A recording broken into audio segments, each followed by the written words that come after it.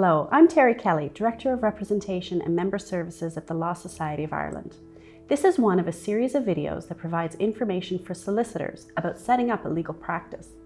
If you have questions or need additional support from the Law Society's Small Practice Support team, please contact us using the details at the end of the video.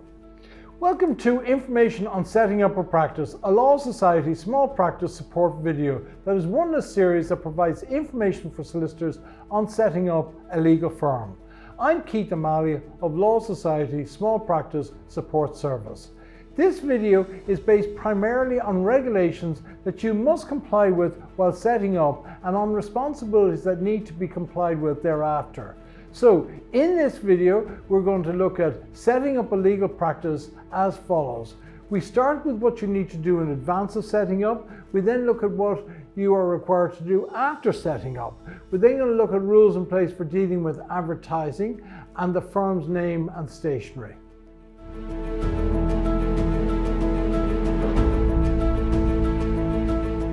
Let's start with what you need to do in advance of setting up. Before you commence in practice, you must inform the Regulation Department of the Law Society that you are setting up. You're not required to seek permission from the Law Society, but you must notify the Regulation Department that you are doing so in advance of doing so. And you do this by submitting a completed Commencement in Practice form. On the Commencement in Practice form, you need to provide information on the practicing certificate you have. If you don't have a PC, you need to attach a completed application for one on your Commencement in Practice form. On the Commencement in Practice form, you need to also provide details of the professional indemnity insurance that you've organised, information about who your reporting accountant will be, and you need to note what financial year end you will be adopting.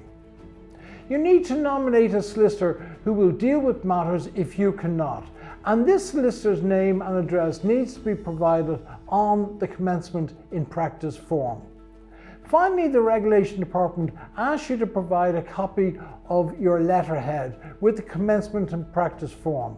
This is not an obligatory responsibility, but the Regulation Department is keen to ensure that you understand the advertising and stationery regulations in place and that you don't start off on the wrong foot and spend money on stationery that you can't choose.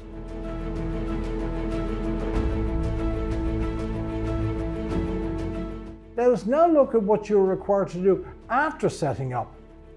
Every solicitor who sets up in practice needs to organise that a report is submitted every year on time to the Regulation Department of the Law Society. In terms of selecting a date to submit your accountant's report, regulation requires that the report is received by the Law Society no later than 6 months after your year end. Should you wish to choose an initial accounting date which would extend your accounting period for longer than 1 year after the date of commencement, you must notify the Society in writing not later than 1 year after your date of commencement, and you must receive written consent from the Society.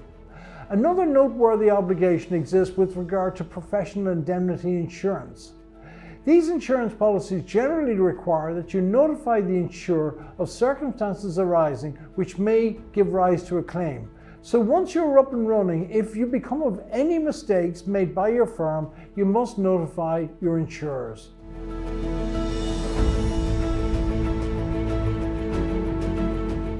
Now we will look at rules in place that deal with advertising and the firm's name and stationery.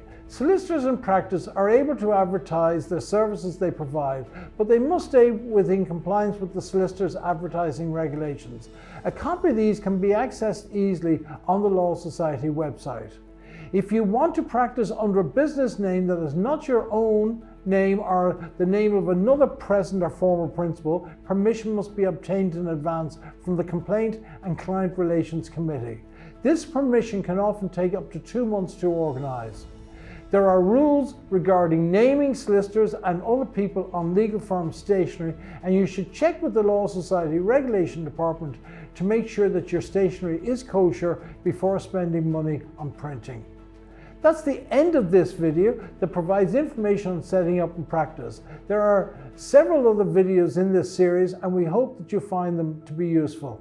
Bye.